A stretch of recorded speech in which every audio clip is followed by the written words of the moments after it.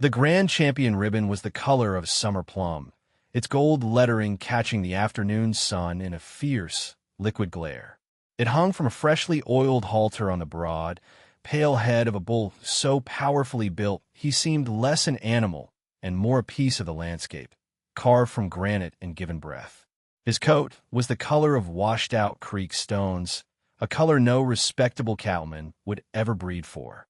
Marcus Thorne stared at the bull, then at the ribbon, then at the boy Leo, holding the lead rope as if he were born to it. Thorne's face, usually ruddy with confidence and expensive whiskey, had gone slack and pale, the color of churned buttermilk. He looked like a man who had just seen the laws of arithmetic suspended. He looked at Alara, standing quietly behind the boy, her hands folded, and the look was one of utter, uncomprehending defeat. What he did not yet know was that the bull's half-brother had taken the same prize in the next county over just a week before. The bloodline was not a fluke. It was a fact as solid as the ground beneath their feet. 2 years earlier, the air in the auction yard had been thick with dust, manure, and the low, defeated sounds of animals that knew their fate was being decided. Alara stood at the back, a solitary figure in a faded calico dress, her hands tucked into the pockets of her apron to hide the roughness of her palms. She was 24, widowed for a year, and the owner of 80 acres of hardpan clay that had broken her husband's heart before it broke his body. The town of Promise had already passed its verdict on her. A woman alone, they said, with nothing but a dry well and a mortgage deed. She was a ghost at the edge of their world, a subject of pity that was sharp-edged with impatience. They were waiting for her to fail, to sell the land for pennies to a man like Marcus Thorne and disappear. The auctioneer's patter was a rhythmic, hypnotic drone. Prime stock, bulls with lineage papers as long as a preacher's sermon, went for prices that made Alara's breath catch.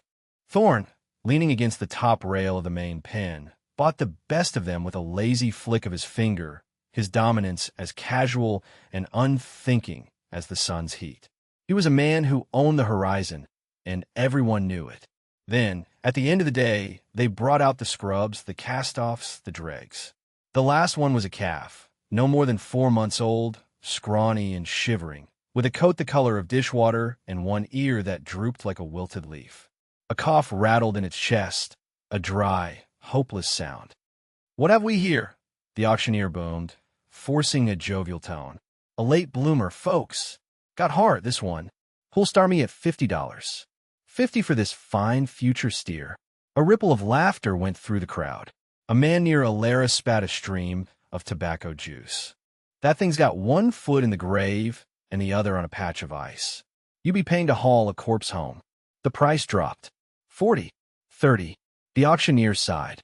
"All right, folks, last call. $25 just to get him off the books. 25, anyone." Silence.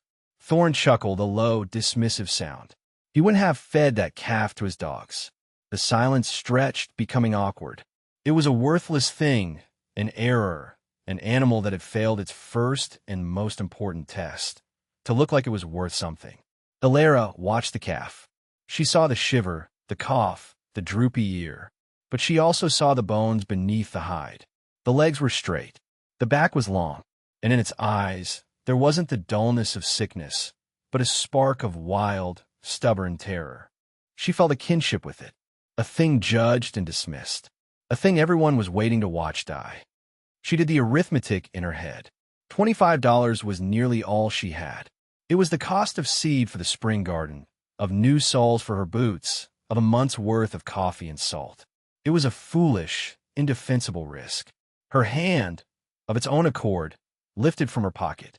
It was a small, hesitant gesture, but in the charged silence, it was as loud as a gunshot.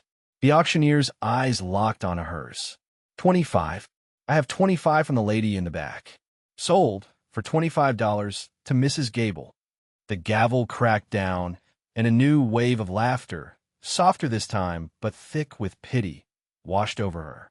She heard Thorne say to the man beside him, "Some folks have to learn the hard way that you can't make a silk purse from a sow's ear." Alara kept her face still. She walked to the clerk, counted out the worn bills and coins, and signed a receipt. She now owned 1 scabby calf, 80 acres of dust, and the absolute certainty of the entire town that she was a fool. The journey home was a slow, shambling affair. The calf, tied by a rope to the back of her buckboard, stumbled and coughed, a miserable passenger on a miserable road. Twice, she had to stop and get him back on his feet, his knobby knees trembling with exhaustion. Men heading home from the auction tipped their hats with an exaggerated courtesy that was its own form of mockery. "Fine-looking animal you got there, Mrs. Gable," one called out, his friends snickering behind their hands. She just nodded, her jaw set, and coaxed the calf onward.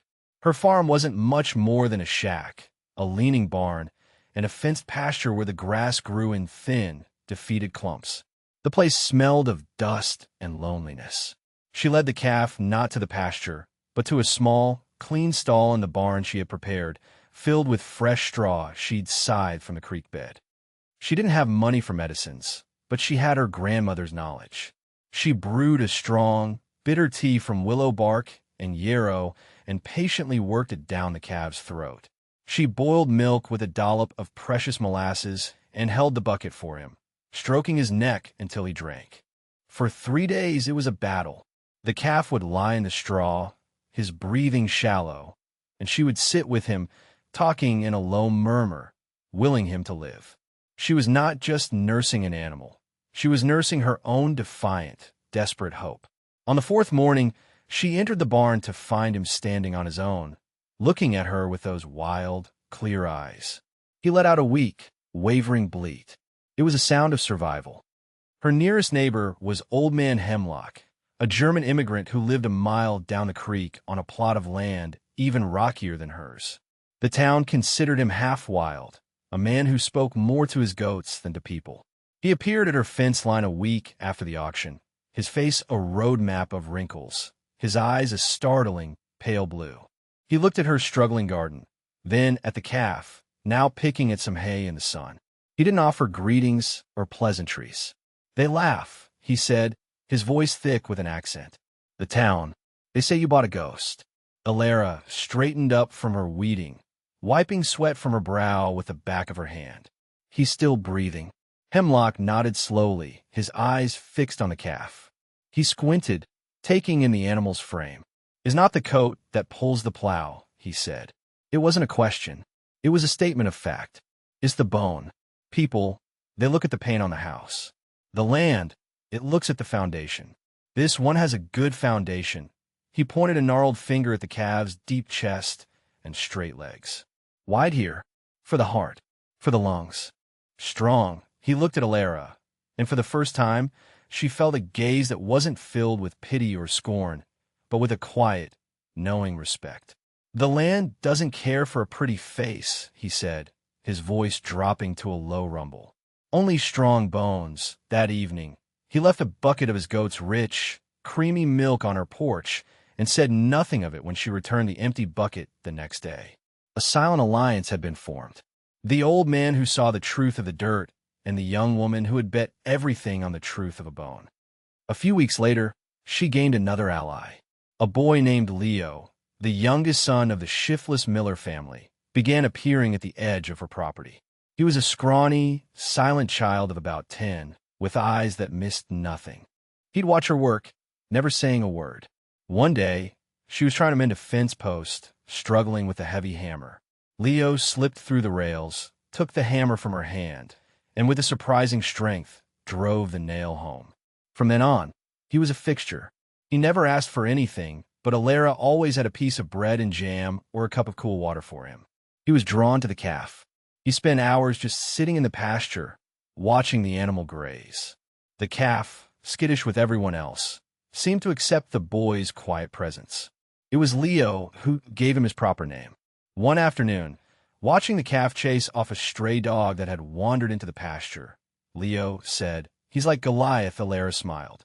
The name was a perfect piece of irony for the scrawny, pale creature. But it stuck. Goliath.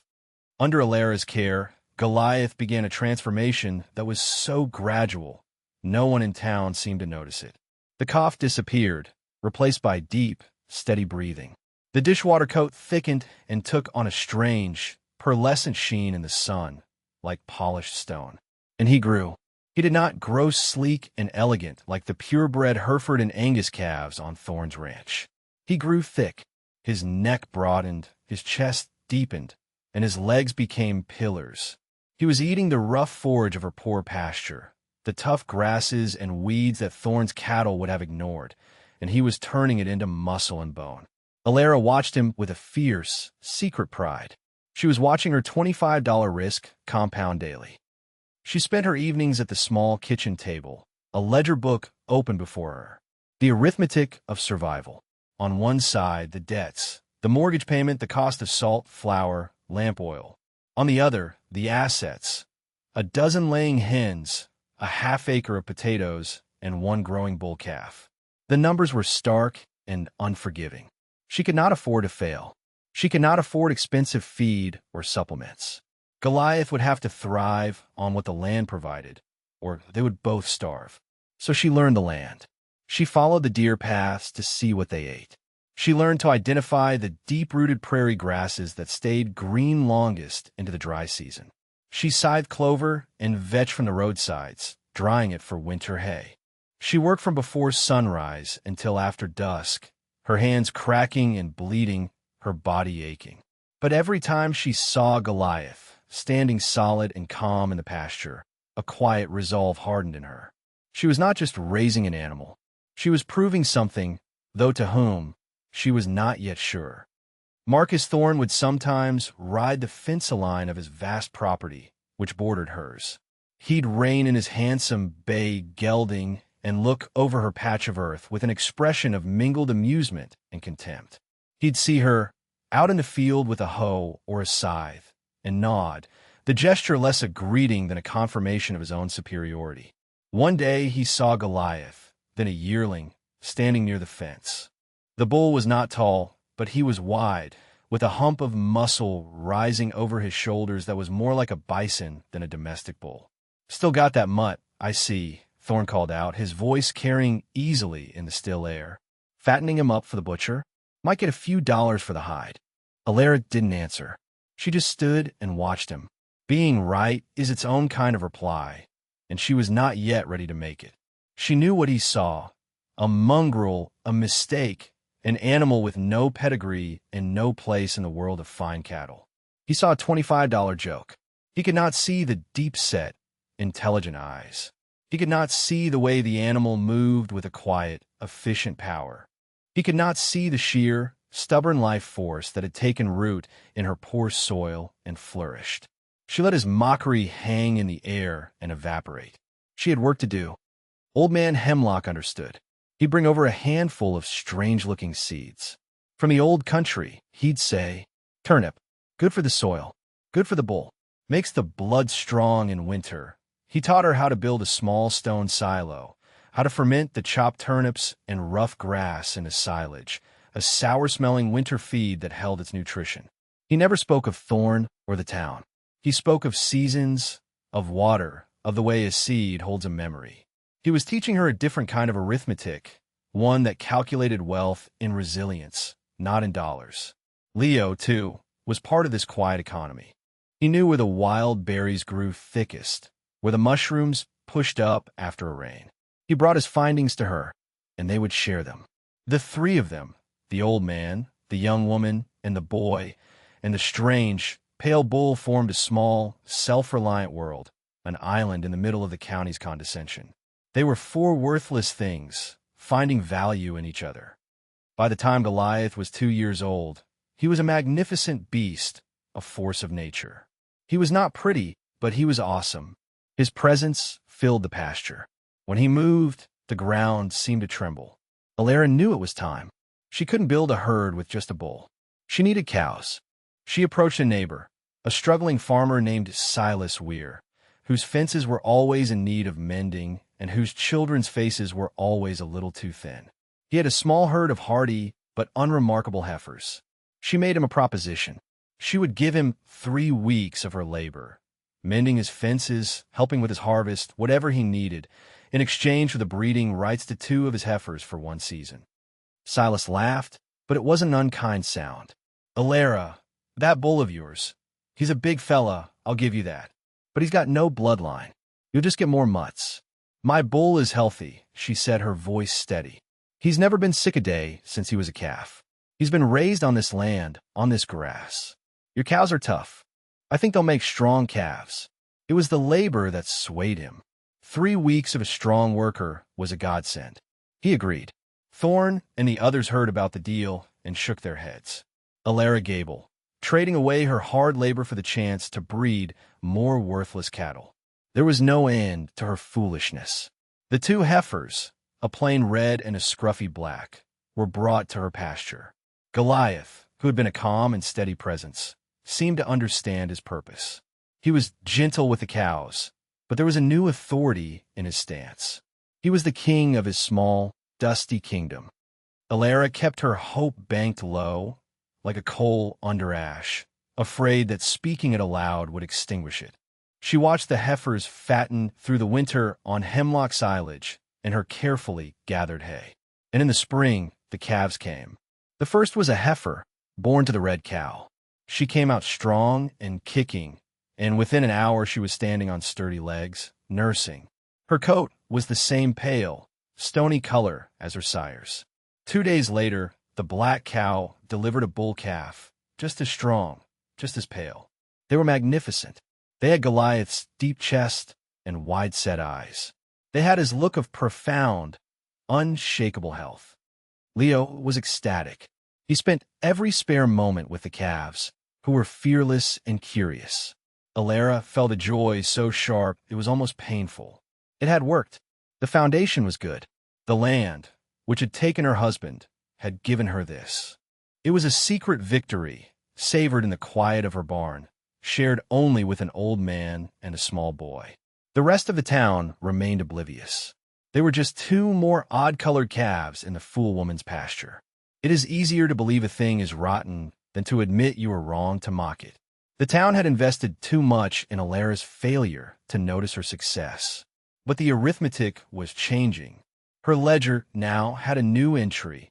On the asset side of the column, the future. The calves grew with a speed that startled even Alara. They thrived on the same rough pasture as their sire, their bodies filling out with a density and power that was undeniable. By the time they were yearlings, they were bigger and heavier than calves a year and a half old on other farms. The secret was getting harder to keep. People passing on the road would slow their wagons, looking at the 3 pale, formidable animals in her field. The color was the first thing they noticed. It was a brand, an unmistakable sign of Goliath's line. The whispers began to change. The pity in the town's voice was slowly being replaced by a grudging curiosity. The turning point came in the form of a man named Alistair Finch, a butcher from a city 50 miles east. Finch was a man who cared nothing for pedigree papers or the color of a ribbon. He cared about carcass weight, marbling, and tallow. He drove a hard bargain and had a reputation for being able to judge the quality of a steer just by looking at it. He came through Promise County once a year to buy cattle, and his first stop was always Marcus Thorne's ranch. He'd buy Thorne's prime steers, paying top dollar, and move on. This year, however, something was different. After finishing his business with Thorne, he didn't leave town. He was heard in the general store complaining that the quality was slipping. Too much breeding for looks, he said, his voice a loud grumble. These animals are pretty, but they're soft. All paper and no meat. He was on his way out of town when he passed Alara's farm. He stopped his wagon so hard the horses tossed their heads in protest. He just sat there for a long moment, staring. Alara was in the pasture, checking the fence. She saw him and tensed, expecting another round of ridicule. Finch climbed down from his wagon and approached the fence, his eyes fixed on the yearling bull calf. "Ma'am," he called out, his voice respectful. "That's a fine-looking animal." Alara was so surprised she didn't answer at first. "He's healthy," she finally managed to say. "Healthy doesn't begin to describe it," Finch said. He ran a professional eye over the bull. "Look at the width of that loin, the spring of the ribs. Good Lord," he looked at Alara. "Is he for sale?" Alara did the arithmetic. Selling the young bull now would mean a huge influx of cash, enough to pay off a chunk of her mortgage. But he was her future, the proof of her theory. "No," she said. "He's my breeding stock." Finch nodded, his respect deepening.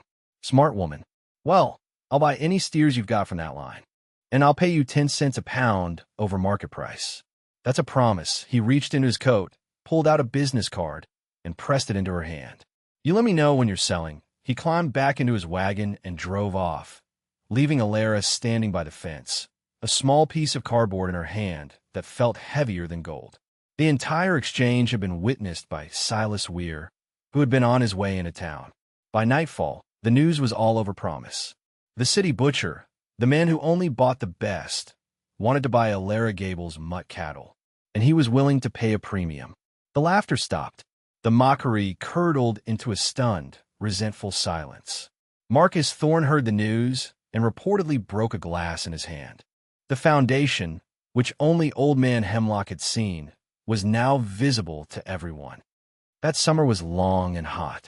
The sun beat down relentlessly, baking Alara's fields to the color of old pottery.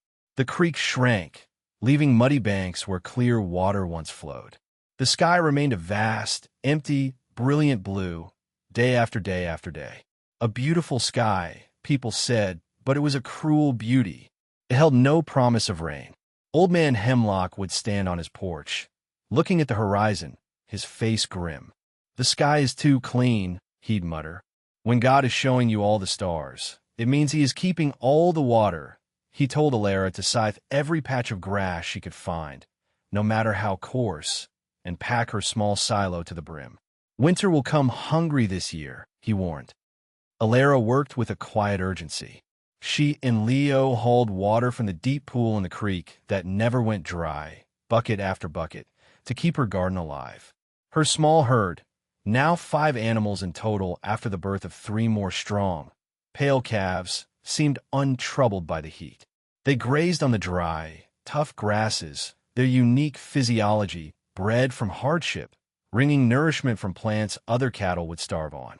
They were a testament to her philosophy, that strength came from the land itself, not from pampering. Meanwhile, the county's other ranchers began to worry. Their lush alfalfa fields yellowed and crisped. Their high-bred cattle, accustomed to rich feed and plentiful water, grew listless in the oppressive heat. Marcus Thorne's operation was the hardest hit. He had hundreds of head, and his wells were starting to run low.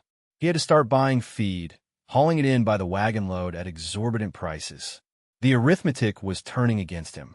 He saw Alara's small, thriving herd, and his face would tighten with a look of pure, venomous envy. The woman he had dismissed as a fool was weathering the drought better than he was.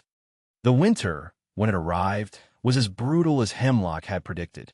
It came not with snow, but with a searing, relentless wind that stripped every last leaf from the trees and stole the warmth from man and beast. The ground froze solid. The stored feed became the only source of life. For Alara, it was a time of careful rationing.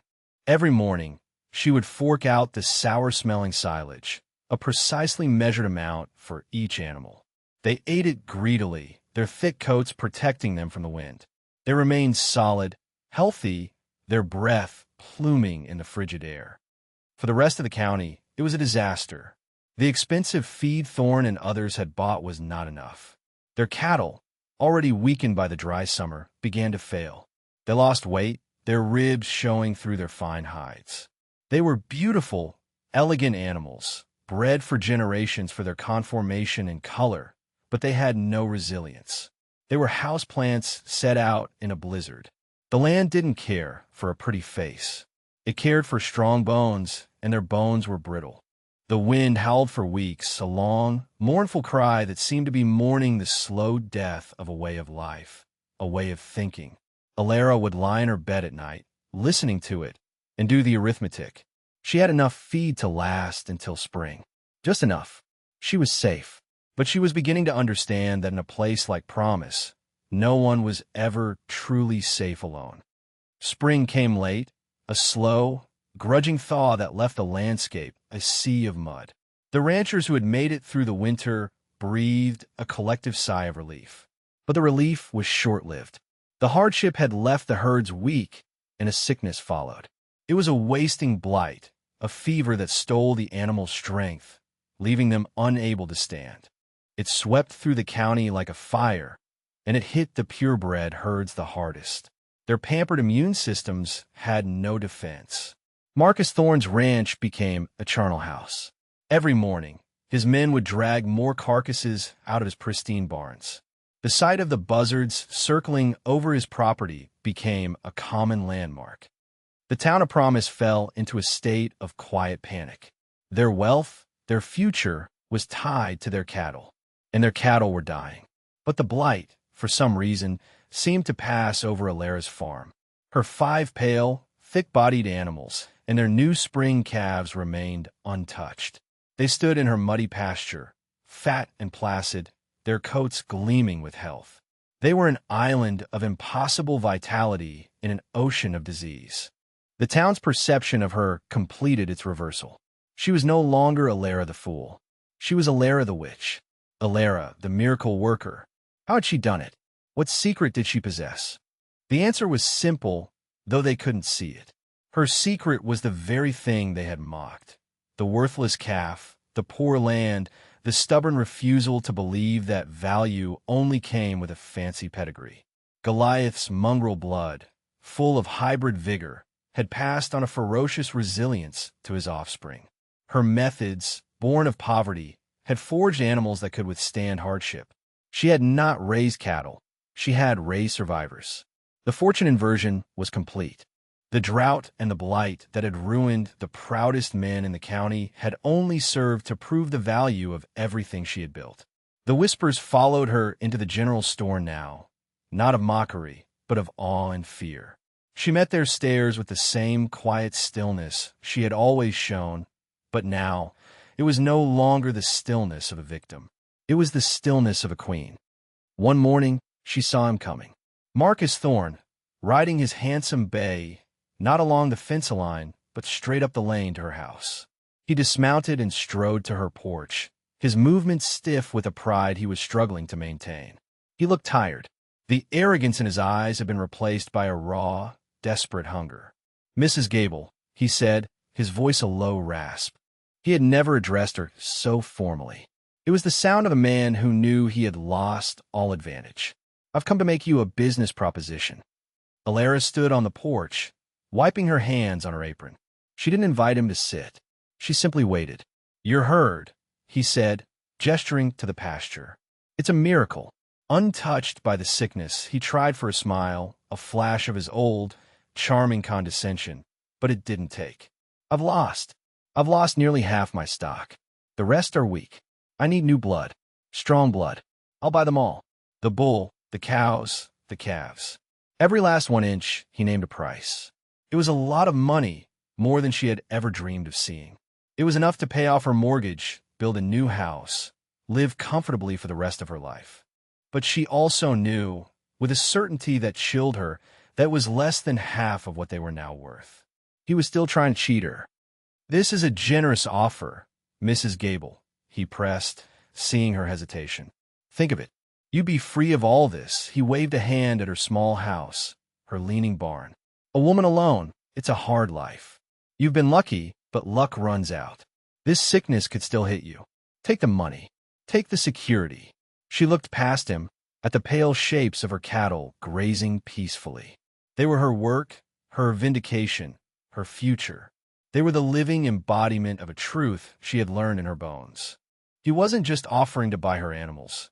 He was offering to buy her victory, to erase it, to absorb her success into his own and pretend it had been his all along. He was the man who had laughed when she was at her lowest. He was offering her security, but what she had built was something more valuable: strength. "My cattle are not for sale, Mr. Thorne," she said. Her voice was quiet, but it was as unyielding as the granite bedrock beneath her farm. His face contorted, the mask of civility dropping away to reveal the ugly desperation beneath. "Don't be a fool, woman. You have no idea what you're dealing with. You can't manage a herd like this through a crisis. I'm offering you a way out." "It doesn't look like I'm the one in a crisis, Mr. Thorne," she replied, her gaze steady. It was the first time she had ever spoken back to him, and the words landed with the force of a physical blow. He stared at her, his mouth opening and closing, but no words came out. He was a man who had only ever known how to punch down, and he had just discovered the ground beneath him was gone. He turned without another word, mounted his horse, and galloped away, his defeat trailing behind him like a cloud of dust. She had not just refused his offer. She had refused his entire world, the world that said she was worthless. The town had been watching. It was a small community, and Thorne's ride to Alara's farm had been an event. Her refusal was an even bigger one. The balance of power in Promise County had just shifted, and it had tilted toward the quiet woman on the Hardscrabble farm. The next day, she had another visitor. It was Jebediah Smith, a man whose farm bordered hers on the other side. Jeb had been one of the loudest mockers at the auction 2 years ago. He was a proud, hard man, and he approached her porch with his hat in his hands, his eyes fixed on the floorboards. His face was etched with sleeplessness and shame. "Mrs. Gable," he mumbled, I lost my bull, and all but one of my cows. My boy. He hadn't had milk in a week. He couldn't look at her. The shame was a physical weight bending his shoulders. "I was wondering, I know I got no right to ask, but I was wondering if I could buy one of your bull calves. I can't pay much. Not right now, but I can give you my note. I'm good for it." This was the real test. Not Thorne's bullying, but this. The plea of a frightened neighbor, a man who had wronged her, now brought low by the same crisis that had elevated her. She could have refused him. She could have named a price so high it would have broken him completely, a just revenge for all the humiliation she had endured. She thought of the laughter in the auction yard. She thought of his sneering face. Then she looked at his cracked, dirty hands, so much like her own, and she thought of his boy without milk. She went inside and came back with her ledger book and a pencil. She sat at her small kitchen table and did the arithmetic. Not the arithmetic of profit or of revenge, but of community. What was a bull calf worth? It was worth the future of a family. It was worth the survival of a neighbor. It was worth more than money. She figured the cost of raising the calf, the price of her own labor, and added a sliver more. A price that was fair. A price he could, with time, afford to pay. She wrote the number on a piece of paper and pushed it across the table to him. He picked it up, his hand trembling slightly. He looked at the number, and his eyes filled with tears. He had been expecting a punishment. He had received a kindness. "I'll take 2 heifers, too," he choked out, "at the same price for each. If you'll have my note." "I will," she said. That afternoon, Leo helped her separate the animals. Jeb Smith, his pride restored by the dignity she had shown him, led his new herd, the foundation of his family's future, back to his farm. He was the first. Over the next week, 3 more of her neighbors came to her, hats in hand. To each of them, she offered the same deal, a fair price, and she would hold their note until the next year. She was not just selling cattle. She was selling hope. She was binding the town together, tying their fortunes to her own, not with debt and power, but with shared survival and mutual respect. She was refusing to be one person alone, and in doing so, she was teaching the town how to do the same. 2 weeks later, Alistair Finch, the city butcher, returned. His arrival caused a stir. He had heard about the blight, and he had come straight to Alara's farm. He spent an hour walking among her herd, his face a study in professional reverence. "My God, woman," he said, his voice hushed. "They're perfect.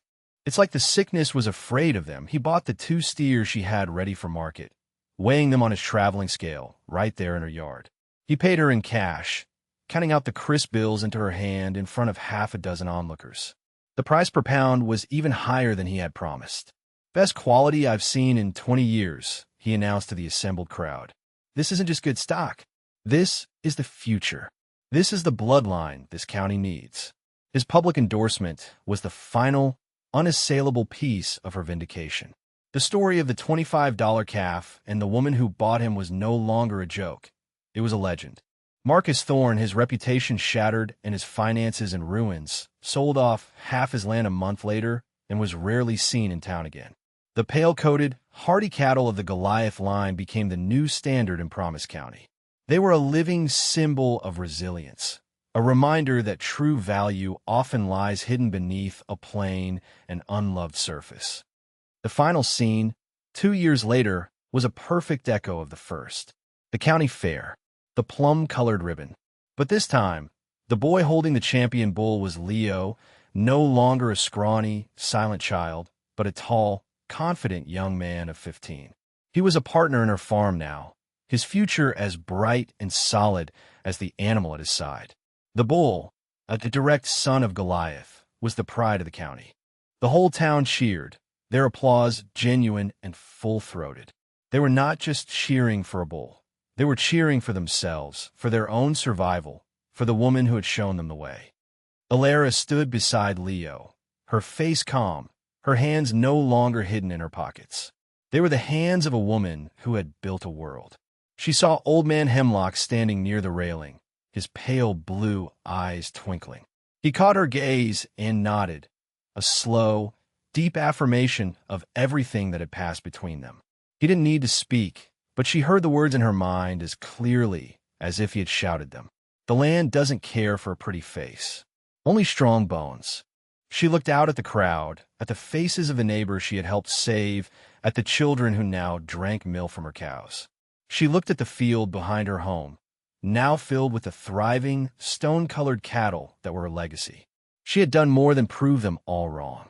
She had, against all odds, brought them all along with her.